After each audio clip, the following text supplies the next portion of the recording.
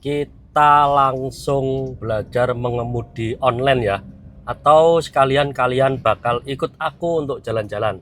Kebetulan aku tadi barusan dari toko cabang dan ini perjalanan mau pulang ke rumah. Dan ini di wilayah Kediri Utara ya, atau tepatnya di wilayah Purwoasri Kediri. Jadi sebenarnya mengemudi itu mudah sekali ya kalau kalian itu terbiasa membawa mobil. Kalau kalian belum berani di jalan, pastikan kalian belajar dulu di jalan yang sepi. Entah itu di lapangan maupun di jalan yang jarang ada lalu lalang kendaraan. Jangan niru saya seperti ini ya. Kalau kalian belum benar-benar memahami dasar-dasar mengemudi. Jadi seperti itu ya. Nah ini ada pertigaan, kita sen kanan. Nah, kalau sen kanan kayak gini, kita ambil yang sebelah kiri, gini. Nah, gini ya, sen kanan. Kemudian kita lirik saja untuk spion bagian kanan, apakah ada kendaraan atau tidak. Dan kita melihat kendaraan yang ada di sebelah kanan kita, apakah ada kendaraan atau tidak. Nah, kok ngomongnya angel temen. Nah, gini, sambil jalan-jalan ya. Kalau sepi, baru kita menyabrang. Nah, jangan langsung memotong jalan ya. Kasih ruang dulu untuk lajur sebelah kiri kayak tadi. Nah, aman. Jadi buat kalian semua yang ingin belajar mengemudi, lihat secara online ini aja dulu ya. Oh ya, dan pastikan kalau kalian mengemudi sudah langsam seperti ini, pastikan kaki kalian jangan sampai di atas pedal kopling ya. Nah ini, harus posisi seperti ini ya. Nanti kalau kalian berada di atas ini kalian itu sebenarnya nggak sadar kalau kaki kalian sebelah kiri itu menginjak pedal kopling.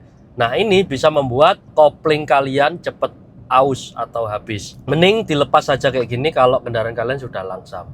Oke, karena kendaraan ini terlalu padat. Nah ini ya, kendaraannya terlalu padat ini. Nah kalau kalian belajar mengemudi, ini pesan penting aku buat kalian semua ketika kalian mengemudi di jalan. Yang pertama, utamakan keselamatan ya teman-teman. Ini baik pemula maupun yang sudah pro atau yang sudah mahir dalam mengemudi. Karena nyawa itu lebih penting ya daripada kecepatan. Jadi kalau semisal di depan ini nggak ada kendaraan, ya tetap santai aja. Yang penting kita fokus pada kendaraan kita sama keselamatan kita. Karena kalau kita ingin melaju lebih kencang, apakah kapasitas mobil kita itu memadai atau tidak? Dari mulai remnya, kemudian faktor refleks dadakannya, apakah memadai atau tidak? Kadang kendaraan kan ada yang maksimal kecepatan 100, tapi karena faktor kesehatan kendaraan, jadi pengemudi tidak berani untuk memberikan kecepatan maksimal 100. Jadi cukup di angka 60 atau 80. Jadi seperti itu. Kemudian yang kedua, patuhi rambu lalu lintas yang ada di jalan. Jadi jangan anggap sepele ya lampu merah dan marka jalan yang ada di jalan raya kayak gini. Karena marka jalan seperti ini sebenarnya ada artinya ya. Setiap warna putih, garis putus-putus, garis melengkung, garis lurus, warna putih, warna oranye, ada 2 garis, ada rambu-rambu stop, rambu-rambu berhenti, lampu merah, dan banyak sekali marka-marka yang ada di jalan raya atau rambu-rambu lalu lintas. Dan kita harus bisa mematuhi karena itu untuk keselamatan kita dan kepentingan pengemudi yang lain. Jadi seperti itu. Kemudian yang ketiga, jaga jarak aman ya.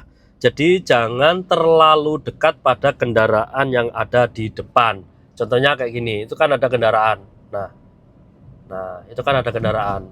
Jadi jaga jarak aman ya, supaya kita itu ada space untuk mengerem ketika yang ada di depan itu mengerem. Kemudian gunakan sabuk pengaman. Nah, sabuk pengaman sudah aku pakai dan aman. Dan jangan sepelekan ya, karena itu bisa membantu kalian kalau terjadi apa-apa di jalan. Jadi utamakan keselamatan untuk kalian sendiri. Kemudian jangan bermain HP saat berkendara.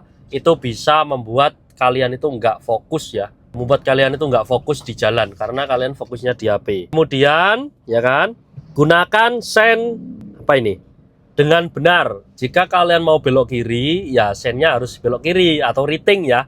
Kalau kalian mau belok kanan, sennya harus belok kanan. Kemudian kalau kalian ingin sennya itu dua-duanya menyala, pastikan itu digunakan untuk kendaraan darurat atau terjadi apa-apa yang ada di jalan. Jadi bisa memberitahu yang belakang kalau di depan ada kendala darurat gitu.